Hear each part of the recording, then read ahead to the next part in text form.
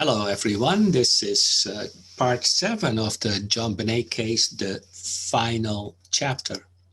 My name is Marcel Elvers, Master Profiler through written communication using handwriting analysis, statement analysis, and behavioral trend analysis.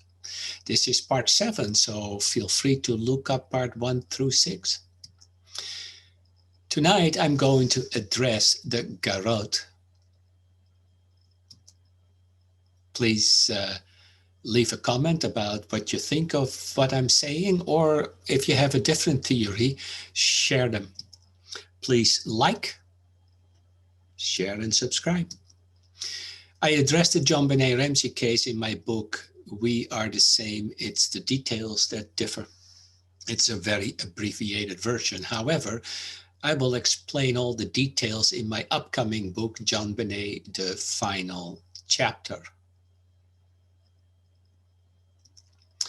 So something happened that night and JonBenet was killed and the Ramseys decided to cover it up. That much we have concluded so far. We also know through handwriting analysis, statement analysis, and behavioral trend analysis that Patsy wrote the note. We also know that the blow to her head came first. And we know that because according to the amount of brain swelling in her skull, that would have taken 45 minutes to 2 hours to develop. Another thing that she was still alive is the petechia around the garrote cord and in her eyelids. Petechia are little broken blood vessels leaving red dots.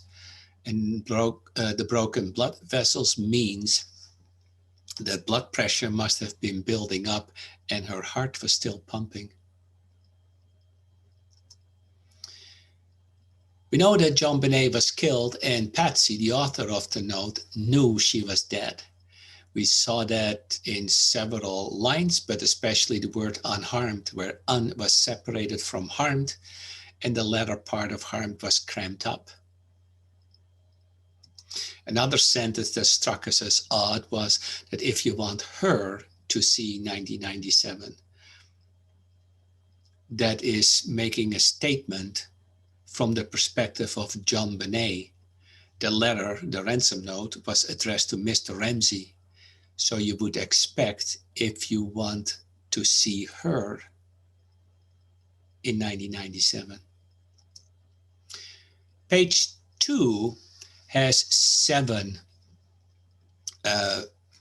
words that refer to death. Execution, beheaded, she dies 4 times, and killing. That is 26 lines of the 65, or 40% of the ransom note is making death threats. And we know that deceptive people will try to convince you through exaggeration, and so this is an attempt to convince she is still alive.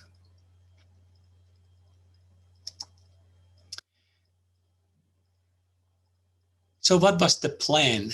Well, the plan was for JonBenet to be outside the home, and we see that in the line, hence an earlier pickup of your daughter. A pickup means that you have to go somewhere to pick her up. That means outside the home. So the plan was for JonBenet to have left the home along with the alleged kidnapper.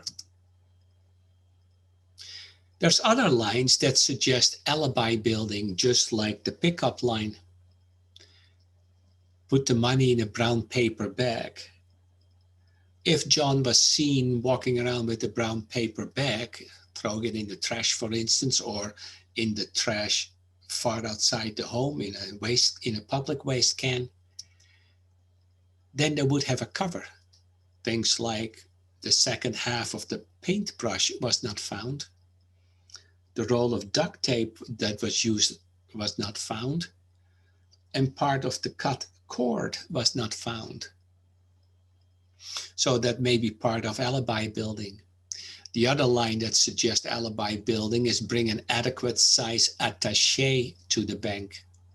That's really curious, because why would John be walking around with a big suitcase outside his home on December 26th? And that suggests alibi building. It's a cover of why he was out there. So the plan was for JonBenet to be found outside the home. And she would then be found with duct tape on her mouth and the garrote. Now, the duct tape was interesting because the blow to the head came first and she was unconscious. But the duct tape was placed there to make it look that when she was found outside the home, that kidnappers brought an alive child outside the home. The duct tape was then placed from the kidnapper's perspective to keep her quiet. Unfortunately, the duct tape had a perfect lip print on the glue side. And that means JonBenet did not fight the duct tape. And that implies that the kidnappers had an unconscious child and had no use for duct tape to keep her quiet. It's inconsistent.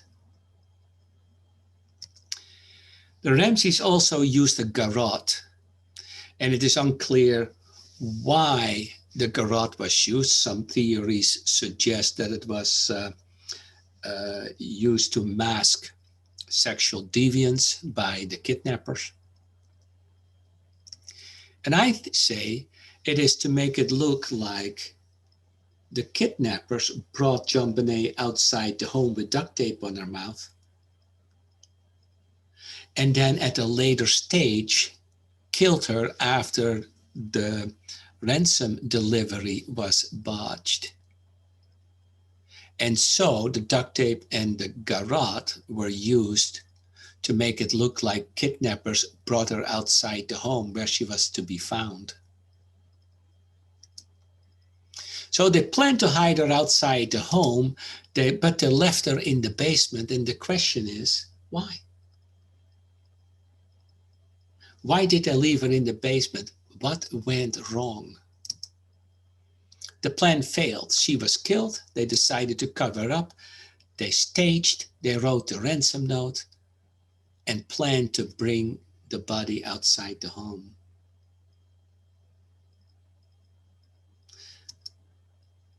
But then rigor mortis set in.